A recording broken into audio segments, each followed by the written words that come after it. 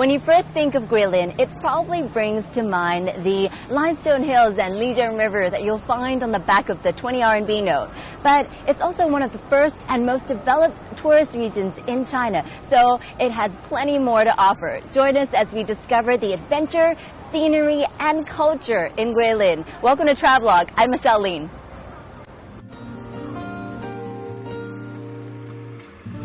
Located in the northeast corner of Guangxi Zhuang Autonomous Region, Guilin is on the itinerary of most visitors to China as they rise to the challenge of making it to all the most beautiful cities in the country. Renowned for its scenery of limestone hills and waterways, this picturesque city is generally packed with tourists, so it's no wonder that the main industry here is tourism. Now, I hear the tour guides in Guilin could speak more foreign languages than their counterparts anywhere else in the country, so they can explain to their guests in any number of languages that in Chinese, Guilin means Forest of Osmanthus, a name that obviously comes from the sweet osmanthus trees that fill the city with their perfume, especially in October when the flowers are in bloom. It's a great time to visit, but rest assured, even if you come at a different time of year, you'll still get the same sense of serenity. Life here seems to move in the same tempo as the Lijiang River, drifting slowly and leisurely along.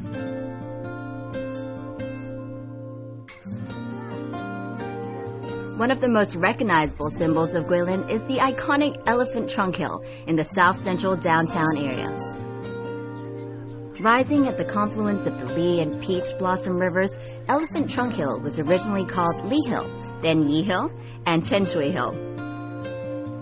But over time, its resemblance to an elephant dipping its trunk into the river gave rise to the popular name used today.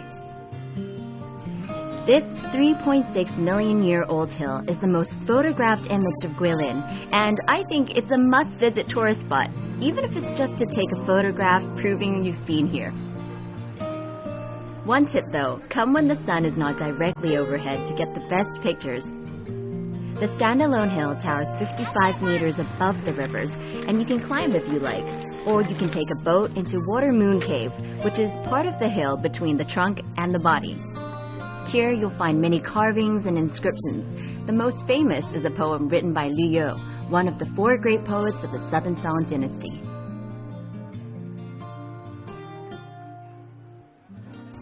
At the tail end of the Elephant Hill, you'll find a wine storage room that's been here over 1,000 years since the Tang dynasty.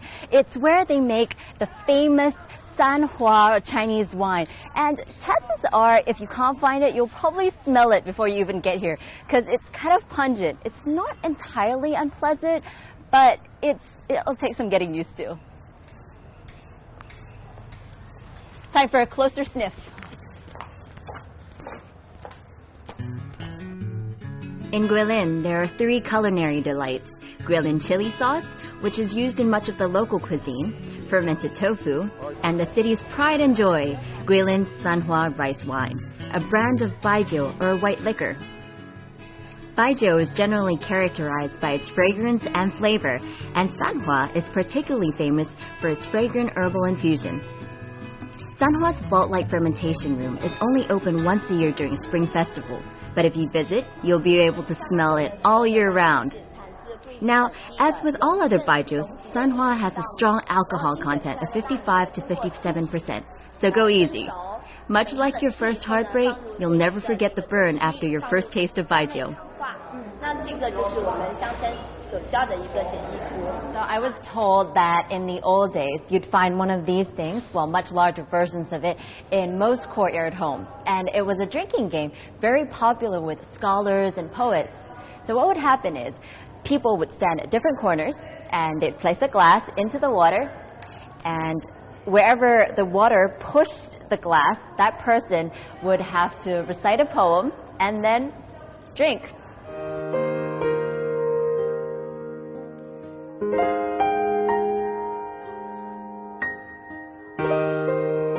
A friend once told me that a poet does his best writing when intoxicated, and it seems this theory has been tested and proven by some of the greatest American writers in history, among them Hemingway, Faulkner, and Fitzgerald. Now, while the choice of drink may differ, I hear the Chinese literati crowd also believe this to be true. Back then, drinking wasn't considered a social ill. The early Chinese writers and artists thought drinking was an elegant way of passing time. They even developed drinking games to test each other's knowledge of history, literature, music, and poetry. Now, Guilin has been a place of inspiration for poets and artists throughout history, and I'm guessing that Sanhua rice wine had a part to play in it. Nowadays, you'll find works by some of China's greatest poets immortalized in the caves of the limestone hills. Inspired by the poets, I walked down to a learning institution known for its long and vast history.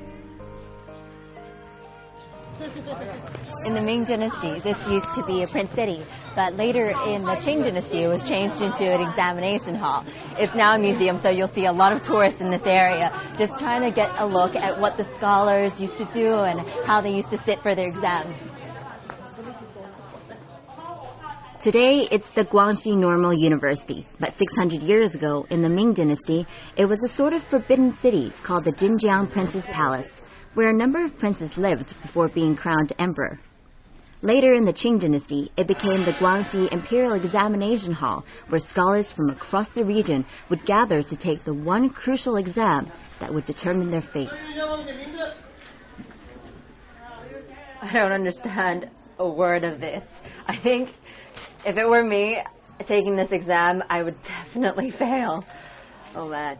So in the Qing Dynasty, this used to be what an examination room would look like. These walls, 3 walls, would be what you'd have for 3 days and 3 nights. You'd have to bring all your food here. You'd sleep here. You'd eat here. You'd even go to the toilet here. If you needed the toilet, they'd bring you this little bowl thingo where you could, well, you know, do your business. And yeah, 3 days and 3 nights of exams. I don't know how they'd be able to take it seriously. I'm just thinking about it right now, and it's stressing me out.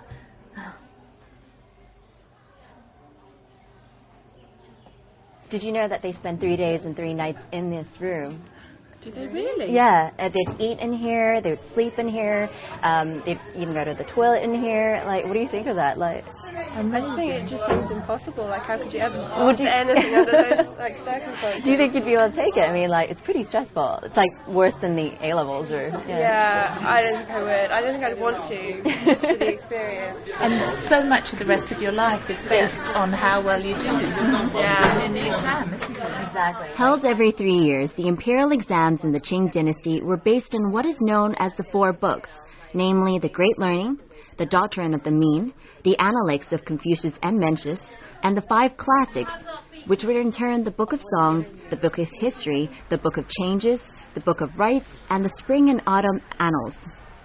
In the examination, the scholars would have to follow a rigid essay form and structure to write what was called the 8-part essay, in which no liberal ideas were tolerated. Now, most of the candidates were from well-to-do backgrounds. This was partly because studying took up a lot of time and hiring tutors was costly. However, any man, regardless of social status and age, was entitled to sit the examination, so you can just imagine how many had to go intent on gaining upward social mobility. Though anyone caught cheating was immediately punished with their lives.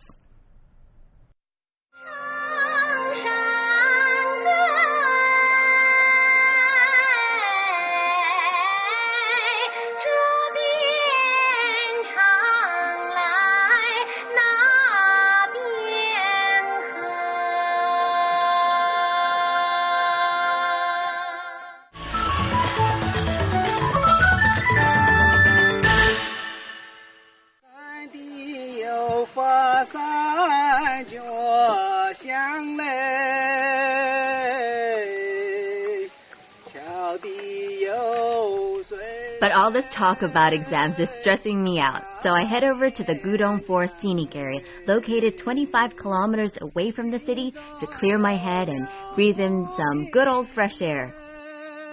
The forest here covers an area of 1,000 acres, and that's sure to guarantee the quality of air I'm searching for. I'm told that many photographers come here, especially in autumn, to grab a shot of the red maple trees. But I'm here for an entirely different reason, to get a look at the many waterfalls scattered on the slopes of the mountain. And unlike many other places where you're taunted by a gushing fall that you're not able to swim in, at the Gudong Forest, you can trek up the mountains in the water, and this includes climbing up the falls. But for those of you who'd rather keep your head and feet dry, there's also the option of hiking up the trails that meander through the forest. So if you're going to climb up the waterfall, you're going to need to change into these straw shoes that are made by the Zhuang ethnic minority. Aren't they pretty? So they tell me that it needs to be one size bigger than your actual shoe size. And you're pretty much ready to go. Gotta watch out for your safety, so you'll wear one of these too. Okay, how does this go?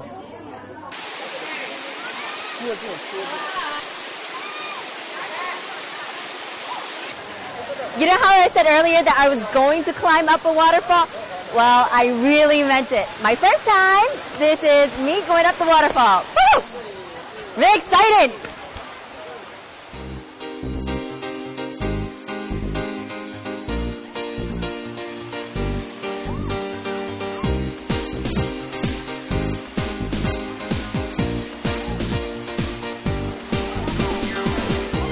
Armed with my safety helmet and straw shoes, I prepare to do battle with the downpour of water.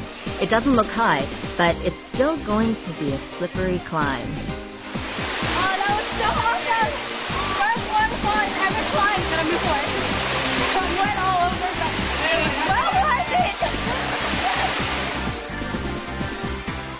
There are 6 waterfalls on the trail up, divided by little streams and ponds that are never more than knee-deep. So if you can't swim, don't worry, you won't have to. There are a few rocks in the water, so be careful not to cut yourself though. But I'll tell you, these straw shoes are really something. In the water, it feels like you're actually walking on a flat surface.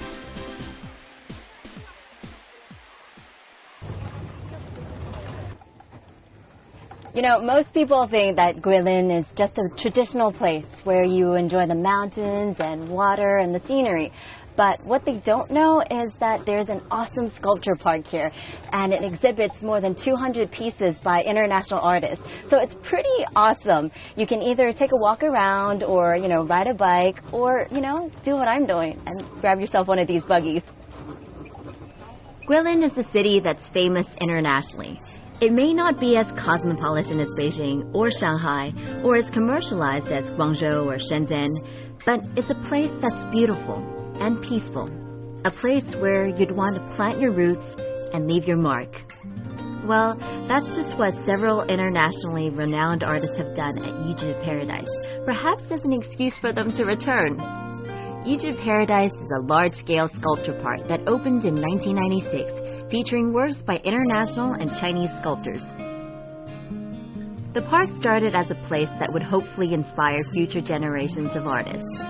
The owner's idea is to make a cultural bequest of standing freeforms surrounded by nature, integrating modern styles into the timeless backdrop of Guilin scenery. I think the cool thing about this place is that it still maintains a lot of Guilin's characteristics, amidst the park and everything in the background, you'll be able to see the mountains that Guilin is actually famous for.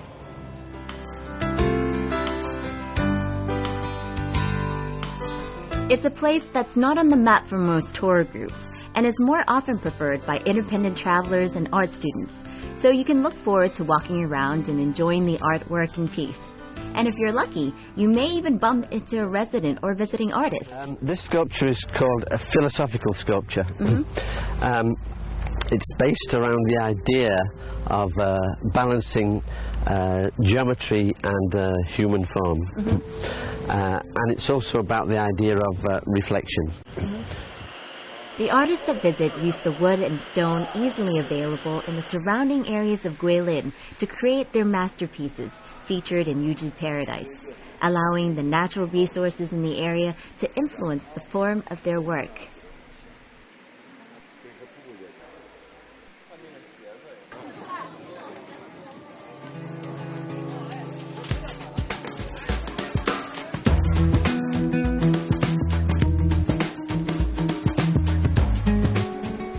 While the scenery of Guilin is spectacular by day, I've heard that at night there's an equally amazing yet wholly different experience. So I prep myself for a cruise down the romantically lit waterways of the inner city water loop, formed by the Li River, Peach Blossom River, Mulong Lake, Gui Lake, Rong Lake, and Shan Lake. You can also take the less expensive day cruise of the 2 rivers and 4 lakes, but in my opinion, it's worth shelling out a little extra for the night cruise.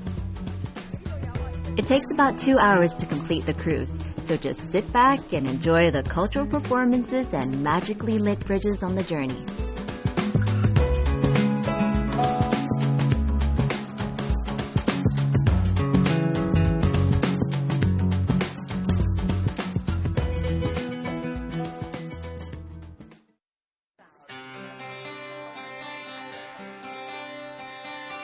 A trip to Guilin isn't complete without sidetracking to Longsheng County to see the Longji, or Dragon Spine Rice Terraces.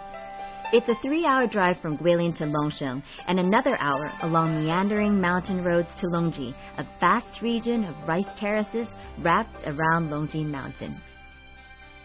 In and around Longji, you'll find the village homes of the Dong, Zhuang, and Yao ethnic minorities. On the way to the rice terraces, we stop at Changfa-chun, a Yao ethnic minority village where the women are famous for growing their hair, some to as long as 1.8 meters. I walk around the village in search of the Yao women, and on the way stop to appreciate their simple but naturally beautiful homes. The wooden houses were recently rebuilt using traditional building techniques that have been used over generations. You'll even find some of the old wood from their previous houses integrated into their new homes.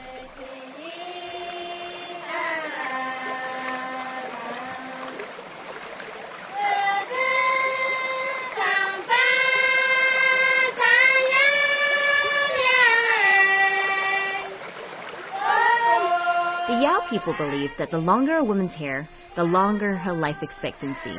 It's said a Yao girl's hair belongs to her parents, and later on in life, as a coming-of-age ritual, she cuts her hair to signify a new start in life. This is when her hair finally belongs to her, but still, she's not allowed to show it off. 你头发很长，是真的吗？是真的。哦，你是在小孩之前留的是吗8岁留到18岁，剪一次，剪要如果这段时间要剪多长？剪1米多出来。你可以摸一下吗？可以，好，谢谢。Wow, her hair is so beautiful. So the Yao ethnic minority only cut their hair once. The women only cut their hair once in their lifetime when they're 18 years old. And they cut about a meter off. I mean, I don't even have a meter of hair here. So beautiful. Okay.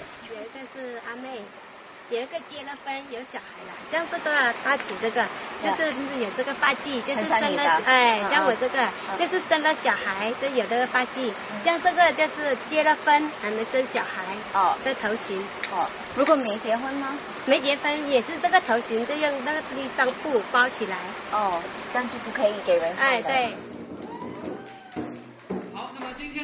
In the Yao tradition, a woman's hair is sacred, and she will keep her hair covered outside of her home from a young age. It's not until she's married that she will unveil her hair for the first time to her husband.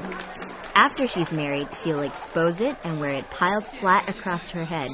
When she has children, she'll pile her hair and knot it towards the front of her head. All of which means it's easy to determine the marital status of a Yao woman just by looking at how she wears her hair. I can't imagine what they must have thought when they saw my short crop. If you come here, you can even take part in a mock traditional Yao marriage, which amused the locals immensely.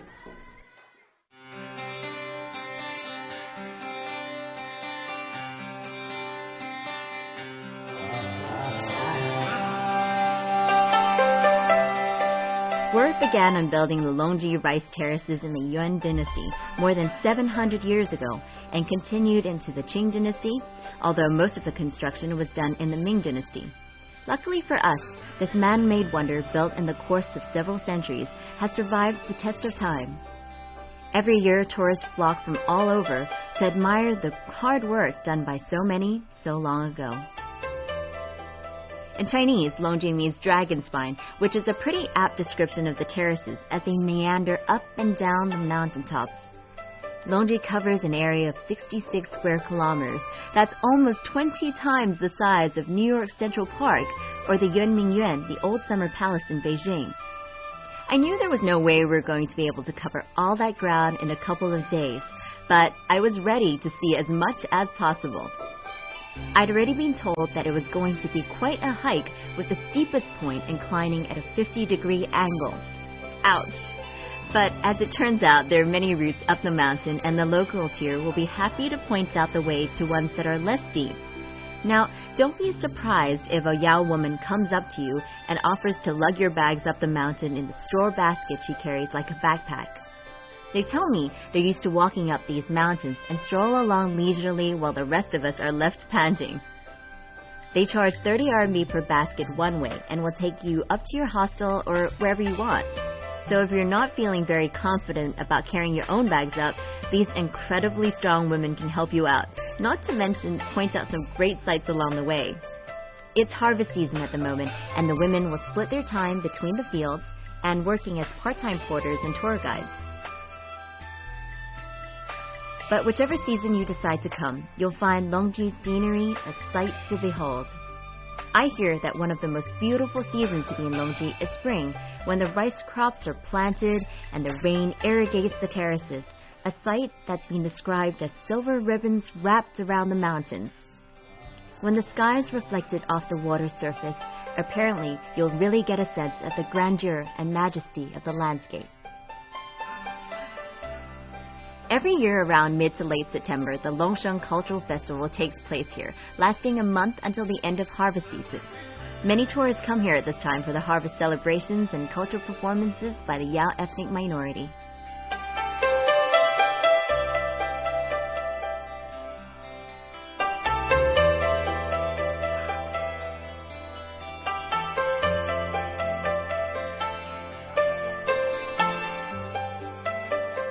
I didn't make it in spring, but came instead in an equally beautiful season, autumn, when the rice crops are ripe and fill your vision with fields of yellow-green. In the day, you'll see the women and men busy at work harvesting the rice, walking around the terrain with baskets filled to the brim with gifts from the soil of Longji.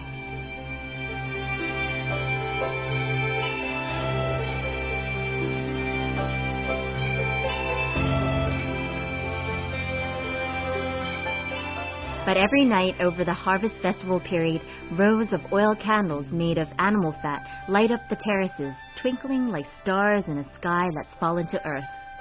Amateur and professional photographers alike will trek along the dark trails of the terraces, torches in hand, to capture the scene. So make sure you go before sunset to land a good spot. But be it day or night, the more enthusiastic photographers will be there long before.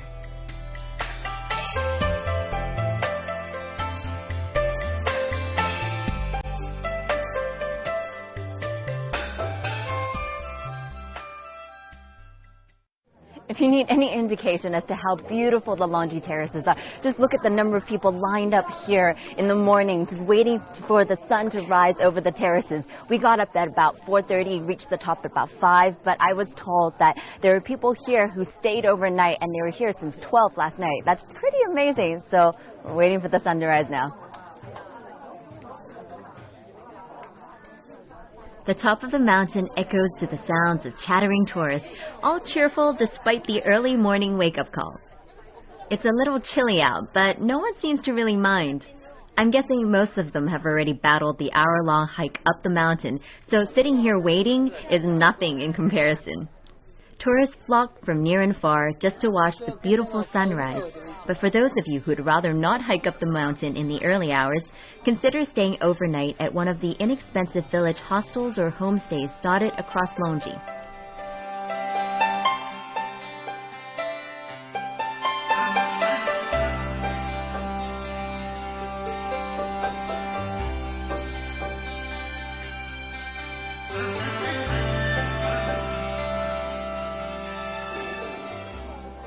You know, there are places that are beautiful, that leave you reveling at the wonders of Mother Nature. And then there are places that are amazing. And if you're looking for the latter, well, Guilin and Longji are the places to be. Join us in our next trip to Yangshuo. I'll see you then. But in the meantime, keep those bags packed. I'm Michelle Lin. Thanks for watching Travelogue.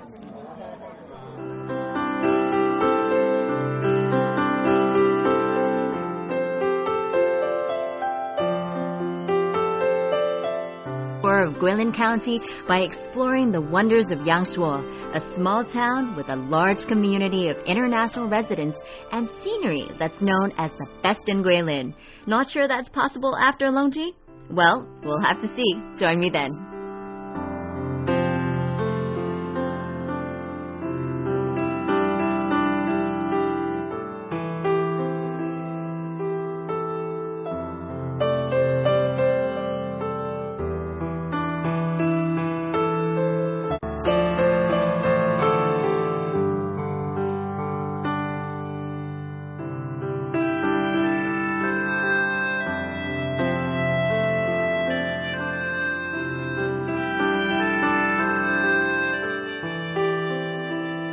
Of Osmanthus, a name that obviously comes from the sweet osmanthus trees that fill the city with their perfume, especially in October when the flowers are in bloom. It's a great time to visit, but rest assured, even if you come at a different time of year, you'll still get the same sense of serenity. Life here seems to move in the same tempo as the Lijiang River, drifting slowly and leisurely along.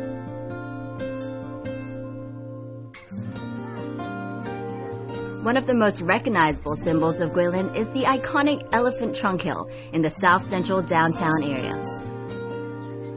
Rising at the confluence of the Li and Peach Blossom Rivers, Elephant Trunk Hill was originally called Li Hill, then Yi Hill, and Chenshui Hill. But over time, at the tail end of the Elephant Hill, you'll find a wine storage room that's been here over 1,000 years since the Tang Dynasty. It's where they make the famous Sanhua Chinese wine, and chances are if you can't find it, you'll probably smell it before you even get here because it's kind of pungent. It's not entirely unpleasant, but it'll take some getting used to. Time for a closer sniff. In Guilin, there are 3 culinary delights: Guilin chili sauce, which is used in much of the local cuisine, fermented tofu, and the city's pride and joy, Guilin Sanhua rice wine, a brand of baijiu or white liquor. Baijiu is generally characterized by its fragrance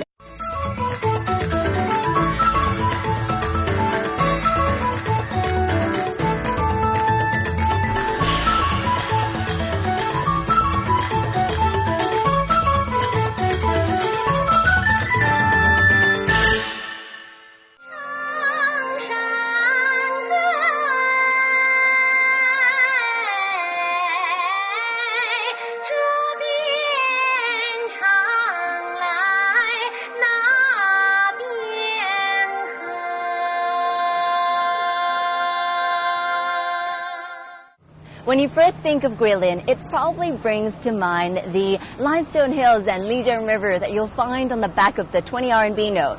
But it's also one of the first and most developed tourist regions in China, so it has plenty more to offer. Join us as we discover the adventure, scenery, and culture in Guilin. Welcome to Travelogue. I'm Michelle Lin.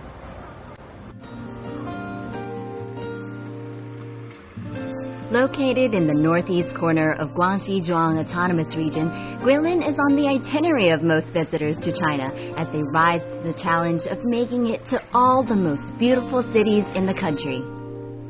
Renowned for its scenery of limestone hills and waterways, this picturesque city is generally packed with tourists, so it's no wonder that the main industry here is tourism.